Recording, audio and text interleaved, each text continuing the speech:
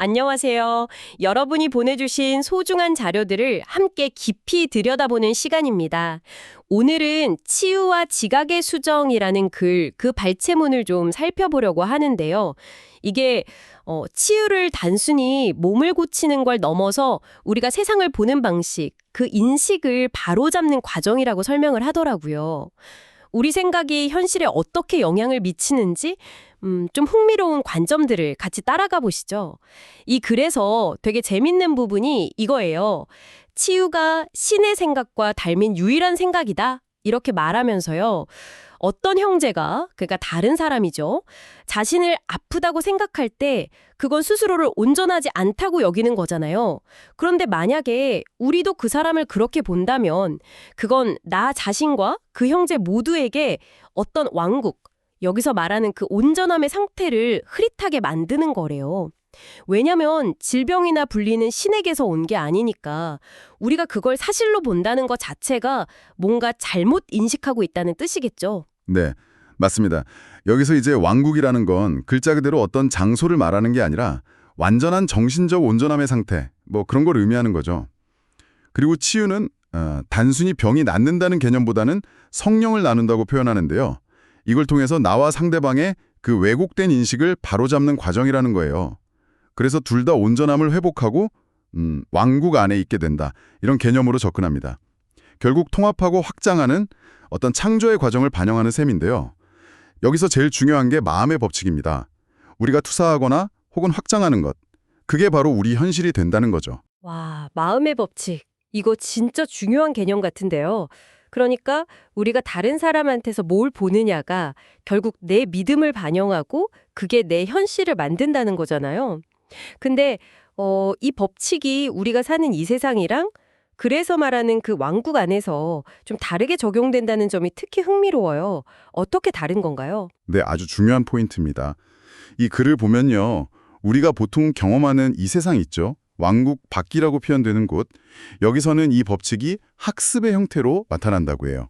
당신이 투사하는 것을 당신은 믿는다. 이게 법칙이라는 거죠.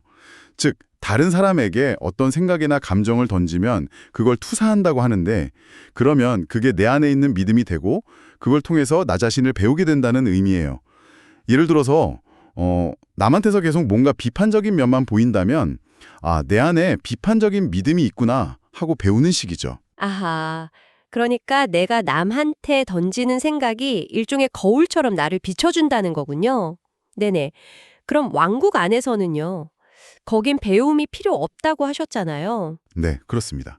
왕국 안에는 배움이나 믿음 이런 게 없고 오직 확실성만 존재한다고 봐요.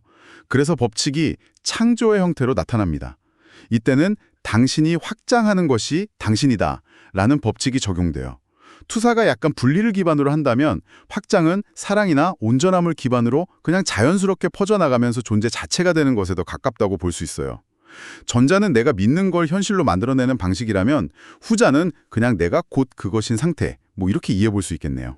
아, 투사랑 확장의 차이가 이제 조금 더 와닿는 것 같아요. 그런데 우리가 이 세상에 살면서 어떻게 그 왕국의 법칙, 그러니까 그 본래 의미를 이해할 수 있을까요? 여기서 성령이 번역가 역할을 한다고 나오는데 이건 어떤 의미일까요? 뭐랄까 어려운 전문 용어를 쉽게 풀어주는 그런 건가요? 네, 아주 딱 맞는 비유입니다.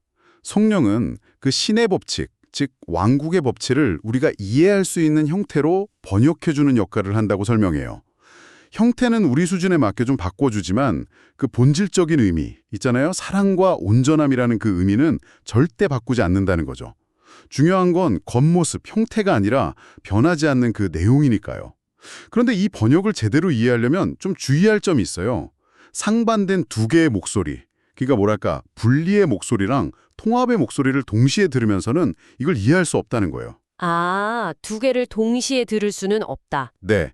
그래서 하나를 읽거나 내려놓아야만 다른 하나의 그 일관된 의미를 파악할 수 있다. 그래야 일관성을 배울 수 있다. 이렇게 강조합니다. 결국 그 혼란스러운 두 개의 목소리 중에서 하나를 선택해야 하는 거네요. 그래서 온전하고 일관성 있는 신의 목소리, 즉 왕국의 의미를 기억해내는 과정이다. 이렇게 볼 수도 있겠군요. 오늘 얘기를 쭉 들어보니까 키우는 단순히 몸의 회복이 아니라 인식의 교정이라는 점, 그리고 우리가 세상을 어떻게 보느냐, 즉 투사하는 방식이 우리 현실을 결정한다는 생각, 마지막으로 그 신성한 법칙이 우리 이해를 위해서 번역된다는 개념까지 살펴봤네요. 특히 다른 사람을 어떻게 보느냐가 결국 나 자신의 온전함과 바로 연결된다는 메시지가 참 인상 깊었습니다. 네, 맞아요. 이 글은 결국 우리가 세상에 뭘 내보내느냐, 즉 확장하거나 투사하는 것이 궁극적으로 우리 자신을 정해야 한다고 말하고 있는 거죠. 자, 그렇다면 이 내용을 듣고 계신 여러분은 어떠신가요? 혹시 나도 모르게 계속 붙들고 있는 어떤 생각이나 타인에 대한 판단, 그런 투사가 있지는 않으신가요? 그리고 그게 여러분 자신의 현실, 특히 세상과의 어떤 연결감이나 혹은 분리감을 어떻게 만들어내고 있는지 잠시 한번 돌아보는 시간을 가져보시는 건 어떨까 싶습니다.